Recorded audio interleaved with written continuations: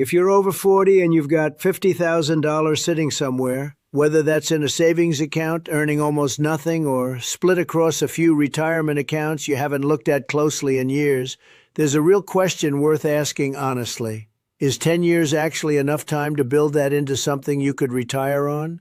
The answer isn't a simple yes or no, and anyone who tells you it's guaranteed either way is skipping the parts that actually matter. What I want to walk you through today isn't a promise, it's a framework. The same kind of math and decision-making that people who've actually pulled this off have used, so you can plug in your own numbers honestly and see where you actually stand. Before we get into it, one thing worth saying plainly. None of this is personalized financial advice.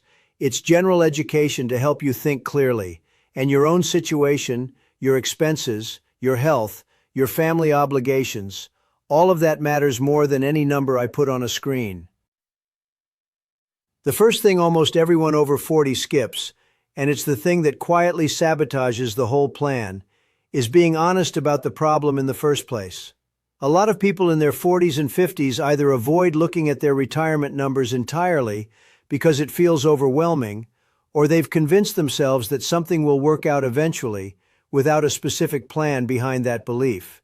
Neither of those postures actually protects you.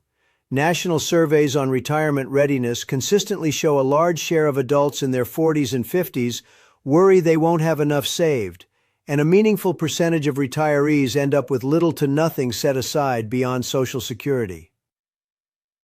That's not meant to scare you. It's meant to make the case for exactly what we're doing right now.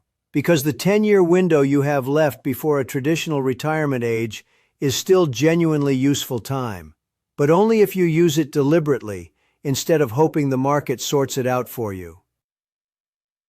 If your $50,000 is sitting in a regular checking or savings account earning close to nothing, there's a second problem layered underneath the first one, and it's less visible but just as damaging: inflation. Money that sits still doesn't actually stay the same value over time because the cost of everything around it keeps rising. Historically, prices have risen enough that money left completely idle over a couple of decades loses roughly half its real purchasing power. That means the $50,000 sitting in your account today, if it just sits there untouched for the next 10 or 20 years, will still say $50,000 on the screen, but it won't buy what $50,000 buys today. This is exactly why the conversation has to move past saving and into investing. Because saving alone, without your money actually working somewhere, guarantees you lose ground even while your balance looks unchanged. Once you've accepted that the money needs to move from parked to working, the next step is picking an actual destination, a number you're building toward, rather than investing without a target and hoping it turns out fine. This is where a framework a lot of people call FIRE, financial independence and retiring early, becomes genuinely useful, not as a lifestyle cult, but as simple math you can apply to your own life, regardless of whether you want to fully retire or just reach the point where work becomes optional. The classic version of this approach says you need roughly 25 times your annual expenses invested, based on the idea that withdrawing about 4% of a well-invested portfolio each year can sustain you indefinitely, while the rest continues growing. If your annual expenses run around $50,000, that puts your target somewhere around $1 to $1.25 million. That number might sound intimidating from where you're sitting today, and that's fine, because there are two other versions of this same framework worth knowing about before you assume the traditional number is your only option. One is a more flexible version, where you plan to keep some part-time income flowing in after you step away from your main career, something you'd actually enjoy doing, which lowers how much you need banked because you're not relying entirely on your portfolio to cover every expense. The other is built around eventually relocating somewhere with a meaningfully lower cost of living, which can cut your required number by a significant margin without changing your quality of life at all. The point of laying out all three isn't to tell you which one is right for you. It's to show you that retirement isn't one fixed target, It's a number you can actually adjust based on how you want to live once you get there. Before you can pick which version of that target actually fits you, you need one piece of information most people your age genuinely don't have on hand. And it's not complicated to find. It's just something almost nobody sits down and calculates. What you actually spend in a year. A lot of people in their 40s and 50s can tell you their salary down to the dollar, but have no real sense of where that money goes once it lands in their account. And that gap is exactly what keeps people stuck, feeling like they're working hard without any visible progress. You don't need anything fancy here. A budgeting app that links to your accounts works fine. A plain spreadsheet works fine. Even a notebook works fine. The tool matters far less than actually doing it for a month or two, so you have a real number instead of a guess. Once you know that number, multiplying it by somewhere between 10 and 30, depending on which version of the framework fits your life, gives you your actual freedom number, the concrete figure you're building toward instead of an abstract someday. With that target in hand, the next step is working backward using a compound interest calculator, and this is genuinely where the exercise stops feeling abstract and starts feeling real.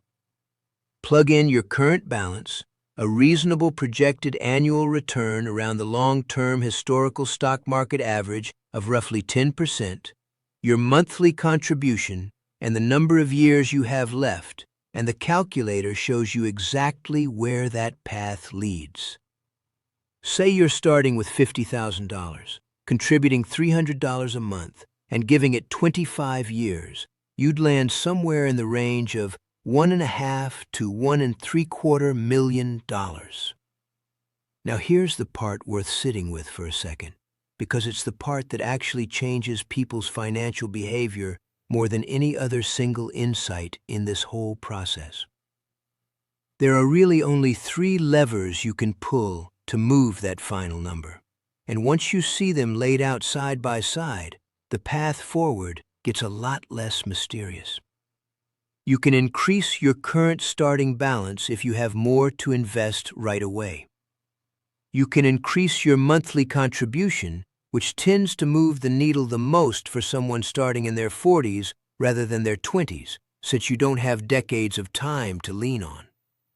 Or you can extend your time horizon, letting the money compound longer before you touch it.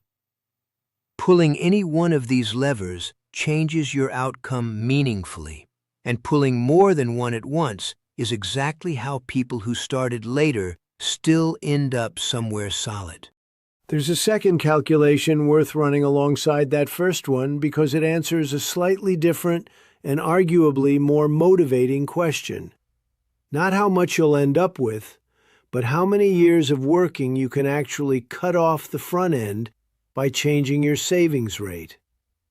If you're currently saving close to nothing out of your paycheck, the honest math says you're on an indefinite timeline. Working forever isn't a plan. It's just what happens by default. But move that savings rate up to somewhere around 10 to 20% of your income, and using standard market return assumptions, you can realistically be looking at a timeline in the 25 to 30-year range.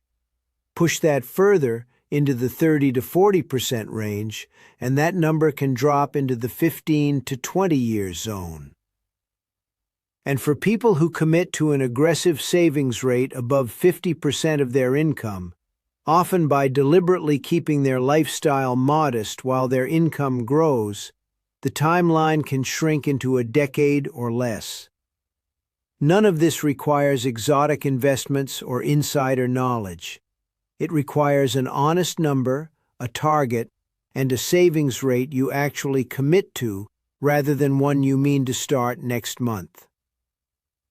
Which brings us to the step almost everyone gets stuck on, not because it's complicated, but because it requires actually doing something instead of continuing to research. If your $50,000 is sitting somewhere earning close to zero, The single lowest risk move available to you is simply parking it somewhere it earns a real return while you plan your next steps. Something like a money market fund holding short-term, low-risk instruments like treasury bills, which typically pays a few percentage points of interest rather than nothing at all. From there, if you're ready to take on the kind of risk that comes with real long-term growth, the standard, well-established approach for someone in your position is a low-cost, broad-based index fund, the kind that tracks something like the S&P 500 rather than chasing individual stocks, trending cryptocurrencies, or speculative plays promising to multiply your money overnight. Those kinds of speculative bets are exactly where people in their 40s and 50s, people with far less runway to recover from a serious loss than someone in their 20s, get hurt the worst. And it's worth being honest with yourself about that risk before chasing the shortcut. A genuinely solid, low-cost index fund, held consistently over the years you have left, historically returns somewhere in the range of 7 to 12% annually, which is the entire engine behind every projection we've walked through today. 10 years is enough time to move the needle in a real way, starting from $50,000, but only if the $50,000 actually gets put to work instead of sitting still, and only if you replace vague hope with an actual number you're building toward, one honest decision and one consistent contribution at a time.